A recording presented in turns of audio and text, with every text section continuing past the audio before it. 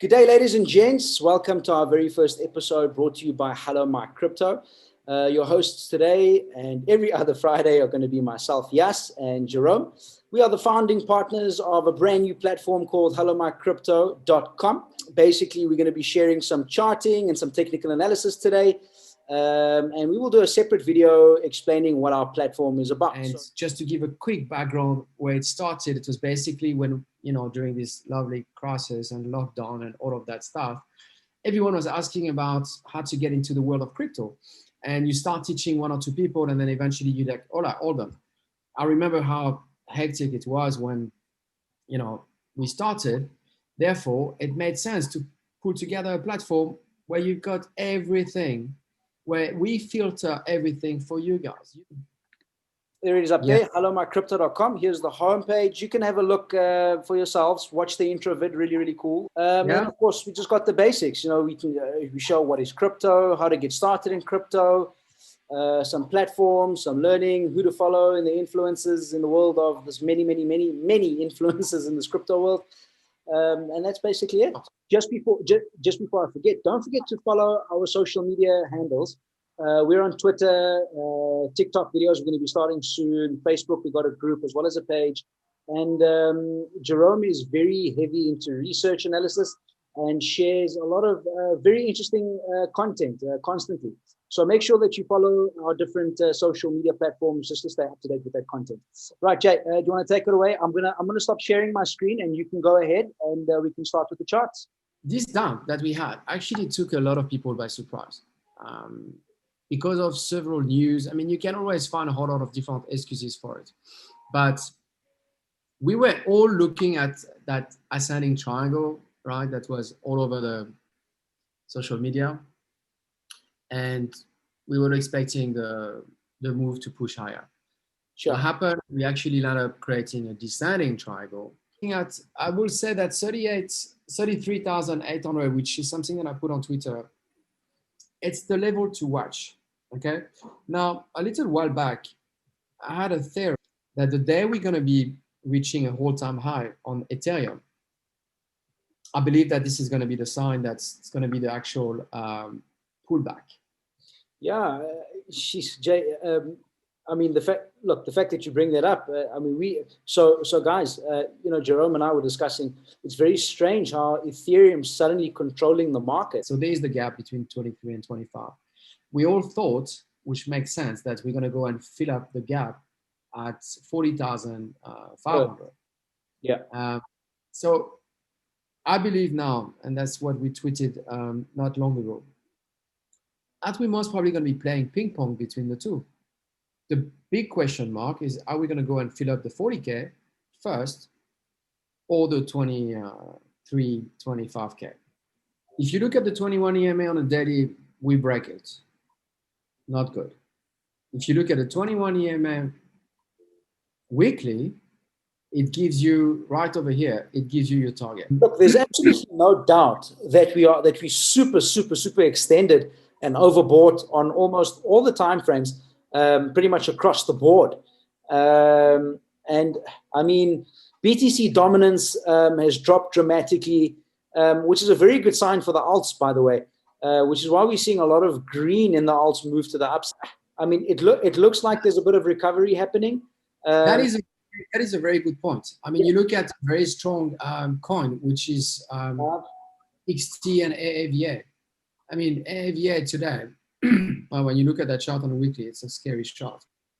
The Bitcoin dominance is coming down, guys. We now under 65. I haven't checked it. Below 65, yeah. It's under 65. We're below 65. So we're looking at potentially going back to 62 as the bottom. If I go back to BTC, there's one thing that is interesting also to notice right now. If you look at the 4 hours, you will see that we've got, it's not very clear, but it's a bit oversold there. But you can see that we print a lower low, right? But we print a higher high on the RSI. Yeah. which means that we've got a bullish divergence of view. And then what's interesting is the RUN. That indicator also on the daily is very bullish. Jay, if you could just explain to the guys a little bit about the ARUN. Basically, the blue line is your longs and the red line is your short. When they both cross, that tells you that you need to buy or you need to sell. On the 4 hours, the 200 MA was always used as a very strong resistance. Sure. And that shows, again, the fact that we break through it and now we back above it on the 4 hours really show that there's a reversal in play. Yeah, my issue with this reversal is the strength of the price action.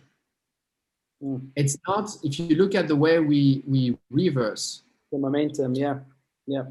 Momentum point of view. Yeah. When we reach the 30K mark, it was very strong reversal, yeah. Very clear.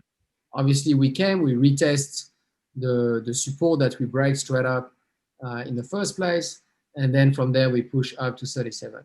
Sure. Now we touch the 37 way too many times until we break it, and the price is moving a little bit too slow to my test to actually confirm that we're going to have enough momentum to go back to an all-time high.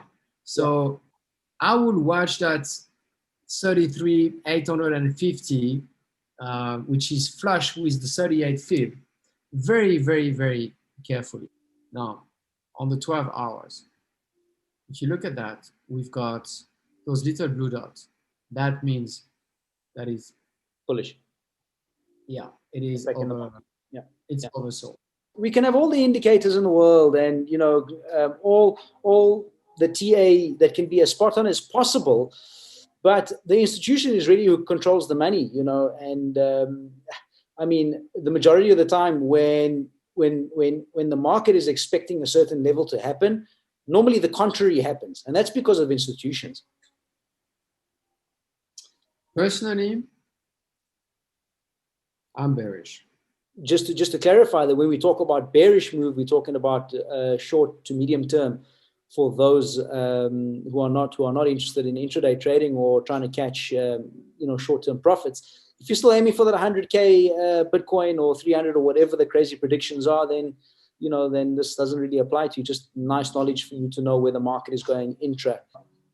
Well, what I think is going to happen is that we're going to go back to a 34K. I agree. And we can wick down to the 22, 23 to fill up the gap and then start moving back up and consolidating from a 25, 26K region.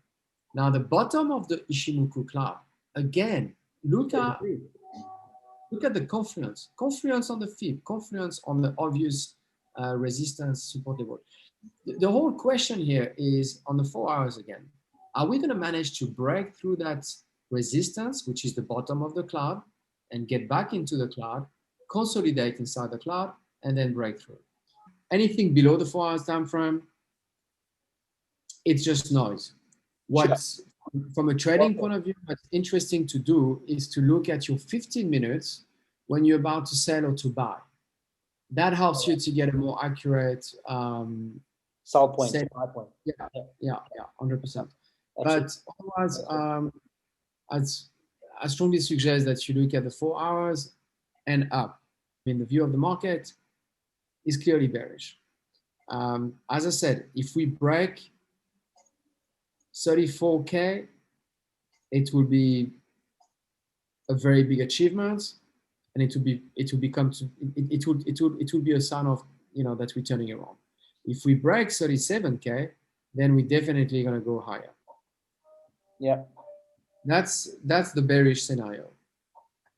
Right, and the bullish scenario is obviously we break above that, break out of that channel to the upside, and move towards that 40K area. I mean, this move was a parabolic move, so it will have a stronger retracement at the end of the day. We have to be logical about it. Absolutely. when you look at the weekly Stoch or the weekly RSI or whatever weekly indicator, yeah, they need to reset themselves at some stage. If we don't break, and that's a big if, obviously, but there's another possible scenario.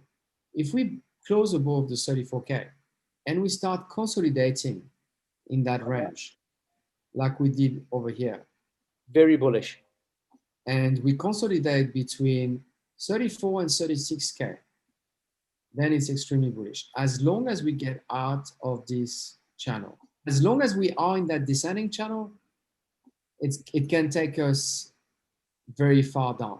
Sure. We need to reset. That's it. Sure. All right. And cool. Look at it as an opportunity to buy the dip. Yeah. Okay. All right. Thanks, everyone. Thanks, Jay. Well, guys, we're gonna be doing this again next week, Friday again. So just stay tuned. Hit subscribe on our YouTube channels. Make sure that you're also following us on the social media. This is our first video, so hopefully we improve as we go along. There's going to be a lot of improvement. Yeah. But in terms of our technical analysis, I think between Jerome and I, we've got it pretty waxed. Even though it is always an industry that's ever growing, so we just kind of move with the market. And fluidity is absolutely key, guys. Just please note that as per standard, this is not financial advice. We have to say it, and we're here just to try and help everybody in the cryptocurrency industry. All right, guys, take it easy. Have a good weekend, and we'll get back to you again next week, Friday. Cheers for now.